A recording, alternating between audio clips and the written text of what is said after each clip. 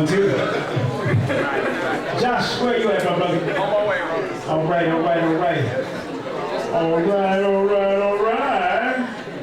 Y'all gonna learn today. How it works, y'all gonna learn today. Stop laughing because you need me already. Nah, you do. You on the mic all the time, girl. Come on, man. The Leo spirit. Brother Josh, you need a chair? Yeah, we're gonna get one of the African chairs for you, brother. Some African chairs. You can sit right here, my brother. You can sit right here with these fake cards. Happy birthday cards. That's what we have here. I'm serious.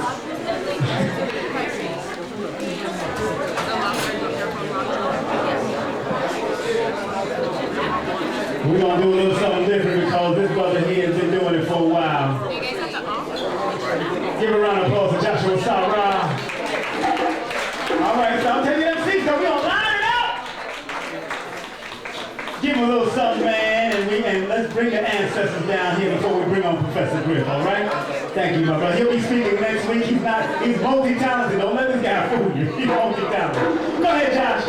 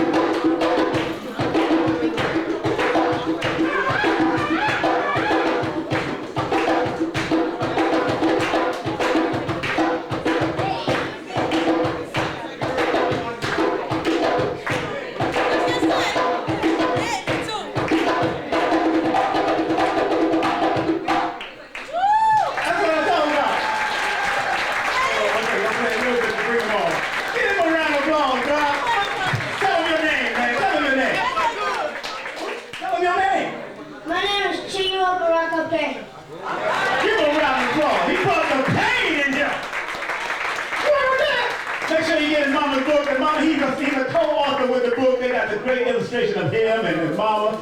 Great thing about family unity, family love, family parties, how y'all can just get together and have a good old party. That's how it works, man. So once again, give this young man a round of applause. Give Joshua a round of applause. Man, see, that's what I mean. The ancestors come through these children. So when I said let's bring down the ancestors, he started dancing. So the ancestors are right there too. He brought it. Man, you went to dance lessons before? All right, good. Yeah, but you already had it naturally, though, right? All right, see? You gotta look at it. You should. When I was like,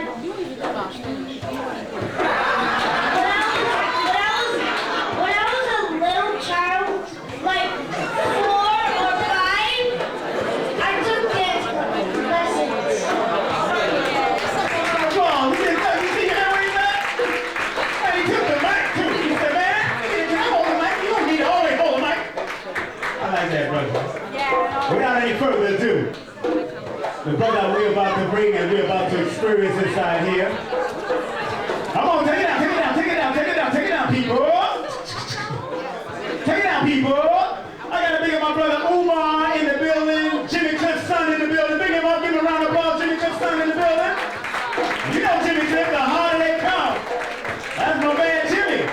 Many rivers to cross. That's Jimmy Cliff. That's the man. He's right there, right behind him. Raise your hand, Jimmy. Omar. You, Omar. Stop. Raise your hand. There you go.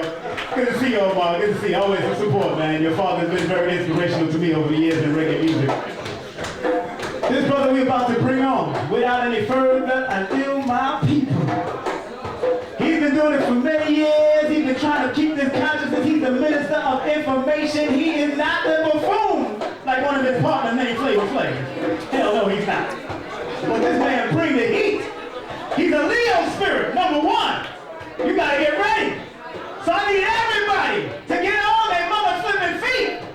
Come on, get on your feet and welcome none other than the one, the only minister of information for public enemy, Professor Griff! We like Griff! We like Griff! We like Griff! We like Griff! We like Griff! We like Griff! We like Griff! We like Griff! We like Griff! We like Griff! We like Griff!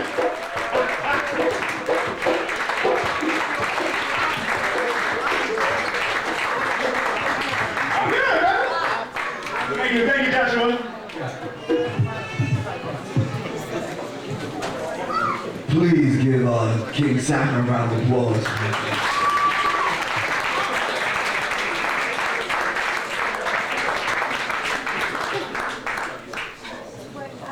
How's everyone feeling? Somebody just messed up. It always happens. I gotta reboot it, start it over a whole bit. But let me begin with a proper greeting. In the divine name of the Supreme Being, I want to greet everyone with a civilized greeting, a great uncivilized time. Peace, shalom, hotep, assalamu alaikum, black power, what's good? For those people with your hands in your pockets and your arms folded, what's up? I mean, some people just, you know, whatever school of thought that you have, whatever greeting you want to go by or whatever, I just want to meet you on the level that you're at. Is that cool with everyone? Yes. All right, that's good. Once again, I want to thank King Simon for staying in touch with me and reminding me that I was supposed to be here in New York tonight. That's a beautiful thing. Once again, let's give that hard-working brother a round of applause. Okay, there you go. It's always the short people, right?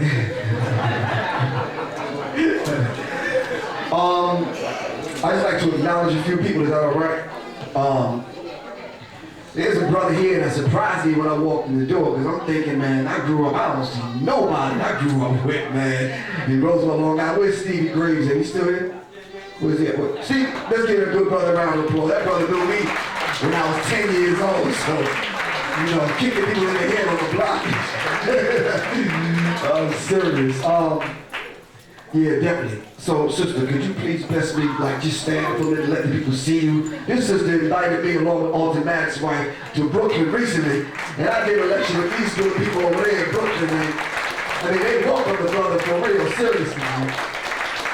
Although that program is like 5 hours long, but it's like, yo, it's a wealth of information, seriously. Seriously. And, red pill and blue pill, peace, man. I love your work, man. Let's give that brother a round of applause. Him and his brother know the ledge. All right.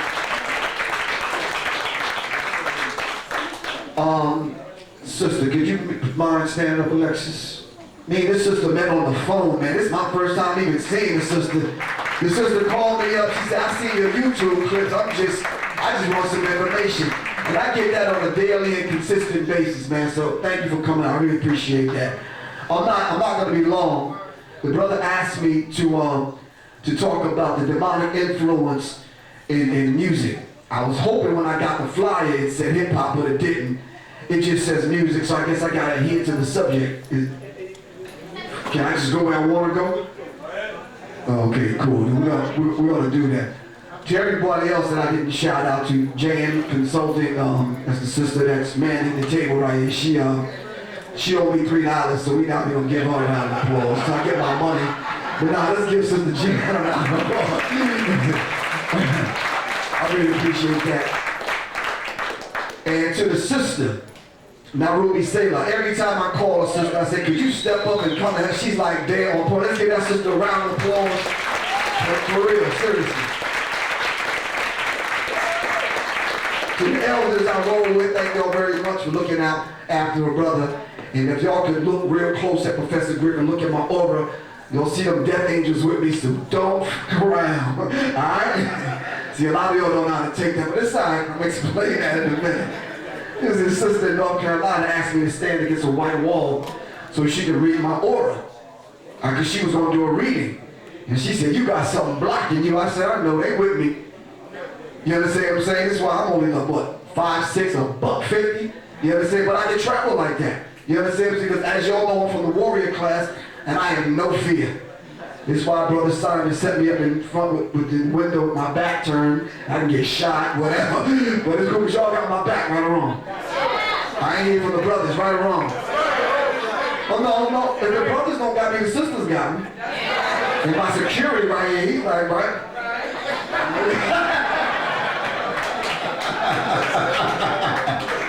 Brother's serious too, man. Okay, anyway.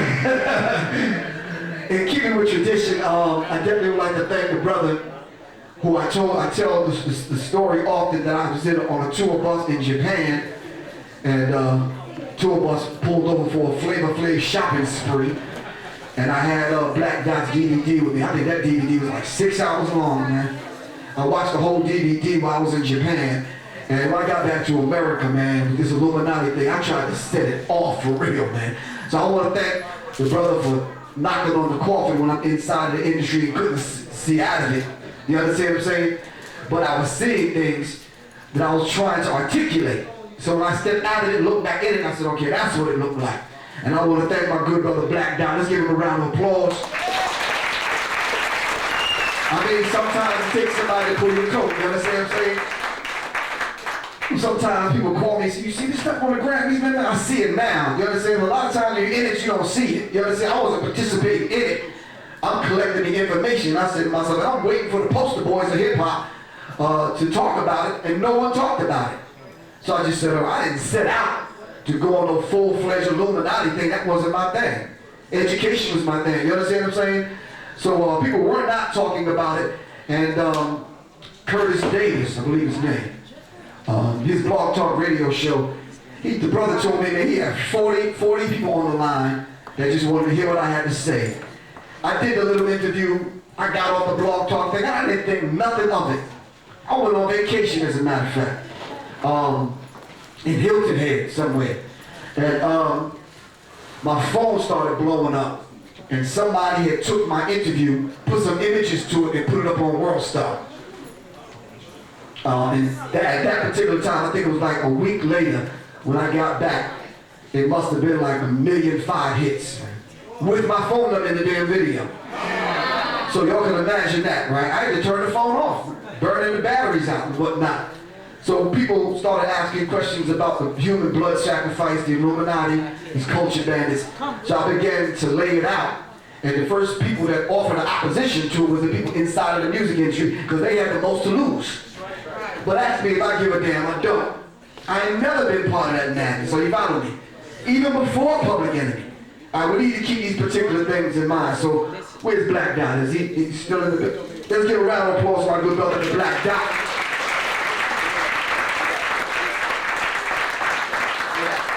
And then of course, when I got back and started putting it down, the first brother that called me to do a lecture to kind of set it off was the Don King of this conscious stuff is Sonetta. Let's give Sonetta a round of applause. Can we do that? Come on, man. That's a weak round of applause for Sonetta. Wait, hold on.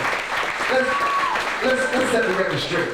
Even if you don't like what the brother's doing, won't y'all do me a favor? Let's be real with one another. Won't y'all match his work ethic? Won't y'all match his output? If you don't like what he's doing, let's do something different. but you match the brother's workout. Could you do that? If you can't, just be quiet. Step out of the way and let those of us that want to do it, even if he's doing it the way he's doing it. You understand what I'm saying? I mean, Queens of the Ring. You see the Queens of the Ring, the females battling one another? I don't like what they saying and how they doing it, but nonetheless, they spitting lyrics. And I'm like, okay, you trying to keep the vibration of hip-hop alive. I don't really appreciate them coming at one another, but nonetheless, they do it. I'm saying to you, you can afford a camera, a couple of y'all get together and do it. All right? I don't really necessarily like the debates. I learned something from what to do and what not to do. But my only gripe is that's not even a real gripe. It's like just straight up, just won't you drag some of them crackers to Harlem? Let's debate them. You understand? What's wrong with that? There ain't nothing wrong with that. But man, if we're going to sharpen our swords, let me tell you something. This is the rule of law. I love Sarnetta. But I'm not going to take my sword out against another brother or sister. Holster your weapon, man. You understand what I'm saying? It's a rule of engagement. Holster your weapon. I may have a problem with the pills, but that's my brother, man. Holster your weapon. You understand what I'm saying? And that's just real from a warrior to the warriors. Are you following me? If I get a gripe with you and I don't like what you're doing, how you're doing it, I'm man enough to pull you by your coat, pull you aside. Let's work that out between you and I. So when we come back before the people, we have a united front. Is that cool with everyone? Okay, now, I'm not saying this because I know it's on film. Sarnetta may see this. I'm not telling Sarnetta what to do or to stop doing what he's doing. You understand what I'm saying? But we don't have a debate. Because Malcolm said it best, when they come to attack us, they don't care what side you on. You black, you gonna get dealt with, right or wrong. That's all I'm saying. Let's give Sarnetta another round of applause. But as soon as we can drag them other people to debate them, I'm gonna donate a camera. I wanna see that. No, I'm serious. Listen, they operate in fourth dimensional warfare, man. Let's debate something with that madness. Anyway, I want to fire this back up so we can get started. We're going to deal with the demonic influences in music. Now, where's the brother from the Nation of Islam that spoke, man? Oh, let's give that brother a round of applause, man. I mean, once again, we're not at that level where we understand what Minister Farrakhan, the moves that he's making. Let the brother finish making the move. You understand what I'm saying? Can we do that? I mean, not one person got the solutions for everyone, but everyone should have a solution. Right or wrong? If you're sitting back judging other people and you don't have no work ethic, no work output, no solution, be quiet. All right? Is that cool with everyone? All right, cool. So once again, man, assalamu alaikum, little brothers, man. Let me tell you something. You from the mosque here in New York? Yes, sir. Number 7. That's exactly where I was, in the ranks of mosque number 7, teaching martial arts, instructing people all the way from Long Island, bringing busloads and carloads of people from Roosevelt, Freeport, Hempstead, and Uniondale. When I came up with this idea to hook up with Chuck and Flavor to do the public enemy thing, but we gave birth to it at mosque number 7. I mean, where do you think all that came from? You understand? It's like we was on it. We meshed that together with the Black Panther Party's ideology and philosophy, along with some other stuff I was doing in the street, but we made it happen. I don't want y'all to think it was an easy task speaking truth to power. I tell everybody now, keep one foot in the hood and one foot in this conscious stuff. Act cute. You understand? You have to. Because your own people will come against you. You understand what I'm saying? And you have to be able to deal with them. Alright? But anyway, my hat goes off to you. It's a hard job, bro. You understand what I'm saying? And the brothers that are around you and coming up under you, we have to be held responsible. And the main thing that I want to pass on, not only to you, but to everybody else that touched this microphone tonight. And this is one of the main things I want to get across. If you don't understand anything else I have to say tonight, we have to remove these people from our consciousness, all right? We're responsible for their removal. Whatever ideology that you go by, or philosophy that you go by, all right? We have to understand this one point. We are responsible for their removal. If we're the mothers and fathers of civilization, we gave birth to everything moving on the planet, right? We are responsible for these people's removal from our consciousness. All right? And we're charged with that duty and responsibility. And that's one of the worst things that I see that's going on. We'll take a philosophy and ideology that they stole from us, flipped it, put a demonic frequency to it, and then we debate about it and argue. Ain't that shit twisted? Let's leave him out of the equation. All right? Because at the end of the day, we have to come together. We have to have a solution to get out from under his madness. Is that cool with everyone? So keeping with tradition, I need everybody to look around the room and find a very unfamiliar face. Not me. Somebody else. Everybody standing out of your comfort zone. Everybody needs to greet someone that you don't know. Can you do that? Greet someone that you don't know.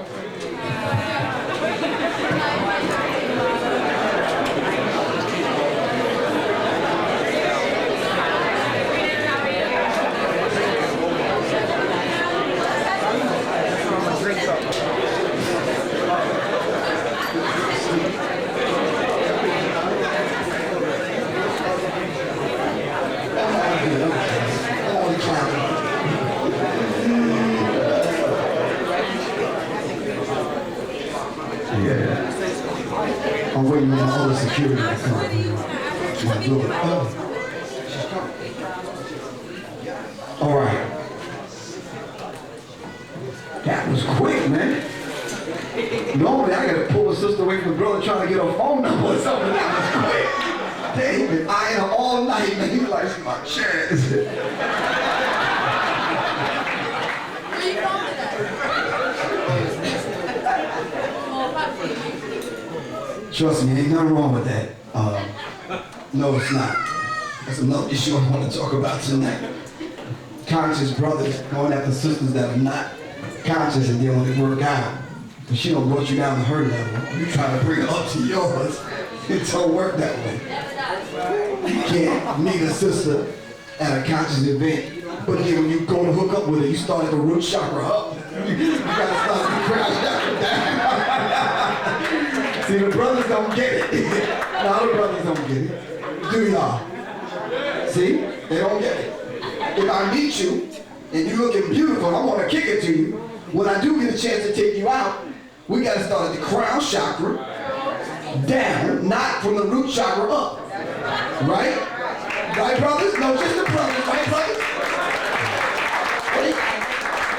So in case it don't work out, you straight, sister, right or wrong. Right? And then Queen of Fools said we should walk 4 seasons with one another. Because you're not the same person in the winter you are in the summer, sister.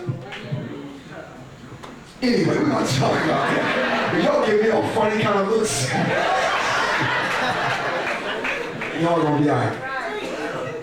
There's a sister in the back selling this book, Just Because. And why am I doing, Oh, this is her son. Oh, okay, cool. And I'm doing this just because. We have to be able, oh, this is about you, she said? Oh, it's dedicated to you. Okay, you heard it from the brother himself. I need you to go back and support his sister because he says it's dedicated to him. It's just because, man, it's a beautiful story, beautiful poem in a book form. And this is what Professor Griff's talking about in my book, The Acapella Revolution. We need to take tools like this in order to sit down and have that reading time. You understand what I'm saying? It's very, very, very, very important. All right? The connection between the grandsons and the grandfathers, we lost that. I used to sit on my grandfather's knee. He used to tell me the stories that are still with me today. Inside of those stories were some valuable lessons. You follow me? We need to bring that back, but now we need the tools to bridge that gap. All right? This is one of those tools. All right? So let's go back and support. Raise your hand, sister. All right, let's give sister support back. Here, little man. Excuse me, look. I'm going to take this back to your mom. Thanks, man. You can keep it. It is about my mom. Well, basically, it's about my mom telling me what families do to support each other. Thank you. Oh, thank you very much. Thank you. Let's give him a round of applause. All right. I wanted to bring up, I hope the internet is still working, but I wanted to bring up some information that I was kind of going over on the way here from Tacoma Park. And let me see if I can bring it.